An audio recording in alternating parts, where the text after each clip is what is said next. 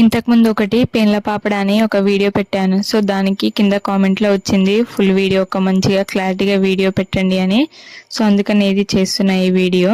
So first ఏంటంటే పైన ఒక పాయలాగా ఈ ఎడ్జ్ నుండి ఆ ఎడ్జ్ వరకు తీసుకొని దాన్ని, మనకు పేన్ల పాపడ ఉంటుంది కదా చిన్నగా దంతాలు ఉన్నాయి చాలా చిన్నగా, సో దాన్ని తీసుకొని ఇలా దువ్వుకుంటా తర్వాత తులుపుకోవాలన్నమాట. సో తర్వాత ఆ పార్ట్ని ముందుకు వదిలేయాలి, మనం మాత్రం వెనుకకు వంగి ఉండాలి. ఎందుకంటే ఆ పేన్లు ఏవైతే వెనుకకు వచ్చేసాయో మళ్ళీ ముందుకు వెళ్ళకుండా.